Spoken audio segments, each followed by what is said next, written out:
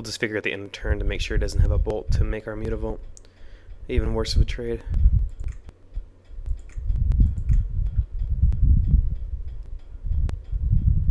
We're not looking good though right now.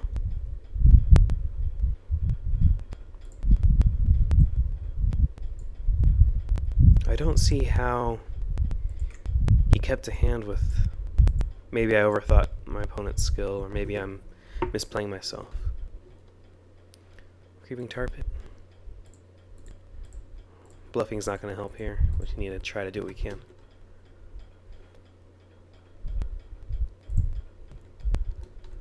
We'll pass the turn back to him. At 8 mana we can swing 2 Tar Pits. So we have 2 in hand and 5 in play. I really don't see how he doesn't have a Demigod of Revenge in his hand, though. Of course, he just got another forest, though.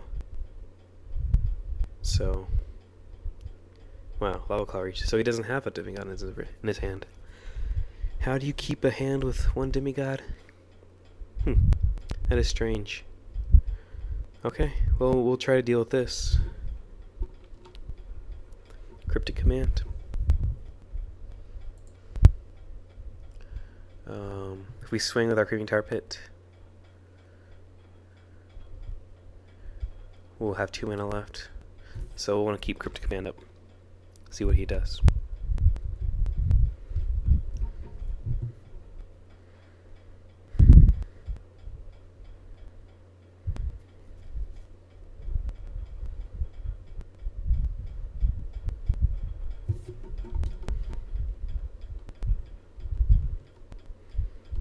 If he pumps it all the way, we'll bounce it.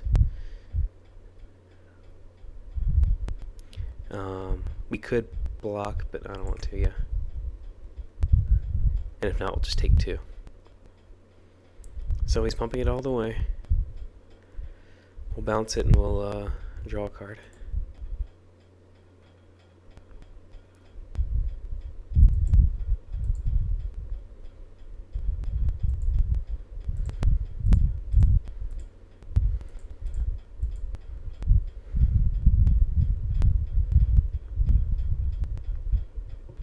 And a land.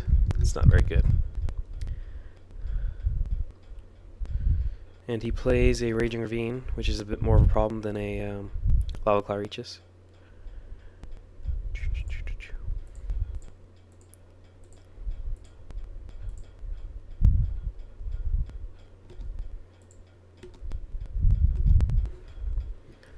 We'll see what we can do here. Mana Leak is not likely to get anything. When they reach 9 mana, they can Raging Ravine twice to get an extra counter on each attack. So, I literally don't know how he played. But, well, we can activate both Creeping Tar Pits now. We're not dead to his backswing, but we'll be close.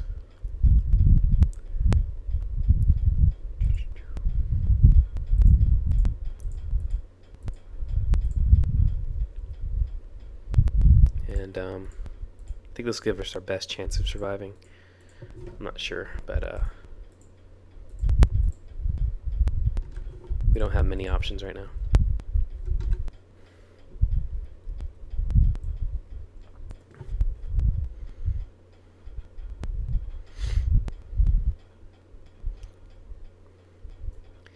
A Mistbind Click is a dead draw at this point.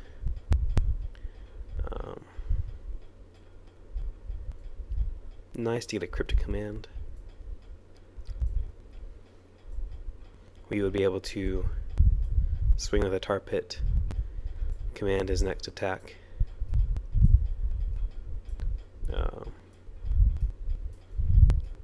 When is he going to draw a spell, though? That's our question. Looks like he's just going on his Raging Ravine attack again, though. So he's going to swing for 5 here. Means he probably does have a spell for second main phase. Okay, he's activating his Lava Claw. So he's swinging for 7 total. He'll put us at 4. If we draw a Cryptic... No. That's game. We could block both of their tar pits. Actually, so that's not game. In fact, if he activates both of them, we only need to block one. In fact, any way he activates them, we have a chance actually, so I need to stop doing this prematurely. We can block one. He might have removal, but it gives us a chance to survive.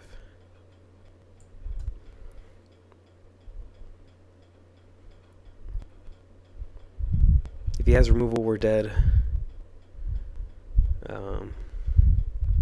If he just has lands, though, still, we actually win. Lightning. That. Well, if we force him to tap out for it, if he makes a mistake, but I don't think he will. He could, though, if he tries to tap out for it. Then we actually win.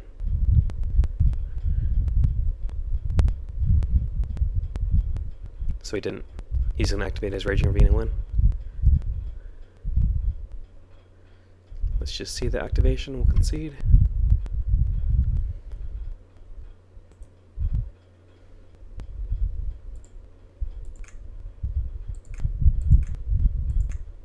Okay there. Let's go to game 3.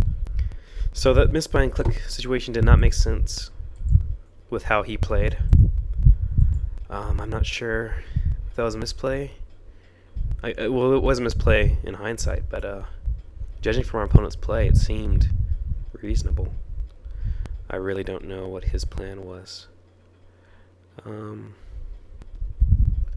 go with this. That hand is a little bit nicer.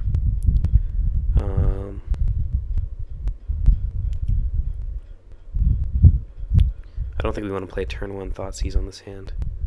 So, no mulligans.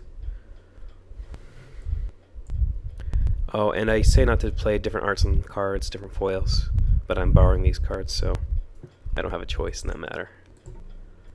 Beggars can't be choosers. And I'm really thankful that he's let me use them. So there's a Spellstutter Sprite. He's not going to play anything next turn that costs 1, though, usually.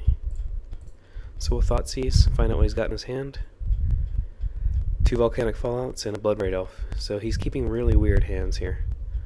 I think I want to get rid of the Bloodbraid Elf. I can play around with Volcanic Fallouts, I believe.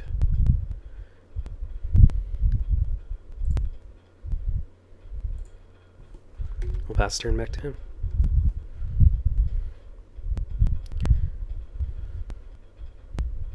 And that Raging Ravines is new, so he has no new cards in his hand.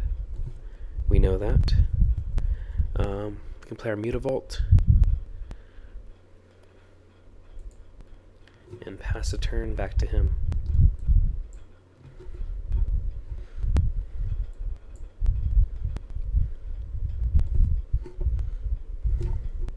Now we can Spellstutter up to 2 here, but it looks like he's got a 3 cost card.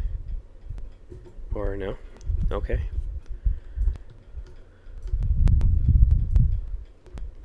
I think we want to put our Spellstutter Sprite into play right now. I don't care if he Fallouts it.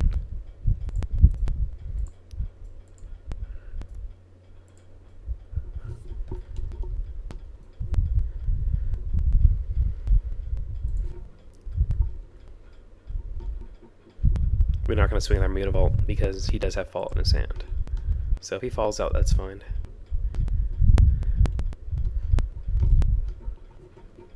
We have Cryptic and Misbind right now that we can play. If we can resolve our Misbind, it'll be really nice against his hand Fallouts. So he went to Thoughtseize here. We can resolve our Misbind in response. We know he hasn't drawn any new cards because he played a Raging Ravine. Well, he has 1 new card in his hand we don't know about. But as long as it's not a Lightning Bolt, and there's not a very good percentage chance it is.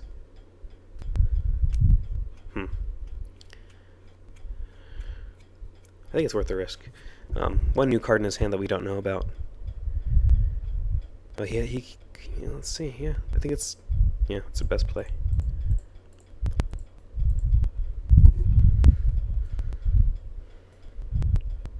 So let's see if this works. It should. We'll be able to get around Fallout. He'll have to play 2. Oh wow, he has a lightning bolt. Or is it? He's floating a mana for another Thoughtseize?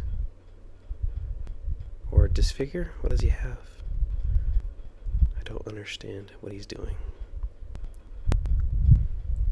So it went through. We're going to tap him out. He's got 1 black mana floating. He'll take our Cryptic Command, but he will not be able to, he'll drop to 16. He'll not be able to play a Fallout. So, does he have Terminate? That would be interesting. If he had Terminate, though, he would have played it. No, so he doesn't. And he doesn't have a Lightning Bolt because he would have played that too. So we'll swing this for 7. Put him in a, let's see here, not a great position.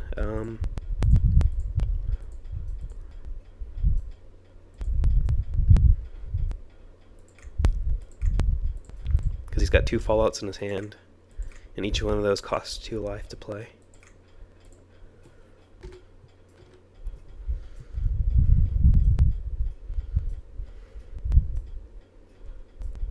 So we're looking in a decent position here. It's certainly not insanely good board position, but it's not bad at all.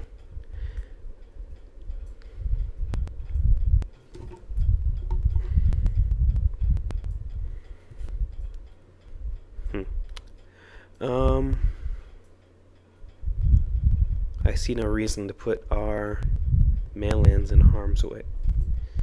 Well, actually, if we force him to use a Fallout, it'll drop him to 7 plus 4, 6, 3.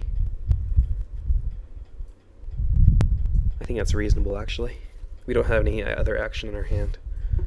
So I think actually that's the best play. And we force him to do it by doing this because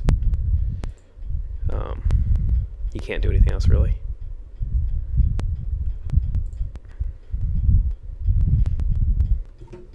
He might have drawn a Lightning Bolt to kill off our Mistbind, but it seems highly unlikely.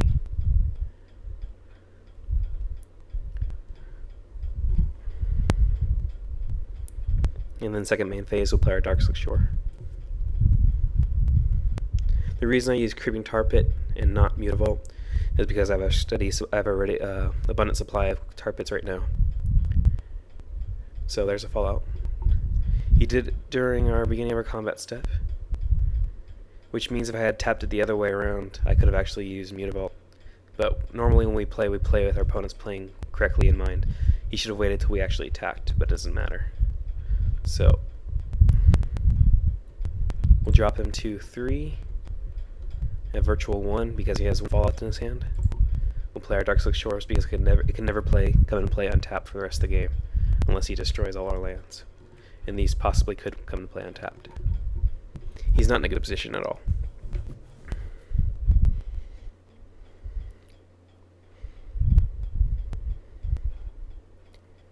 Okay, and we got the game.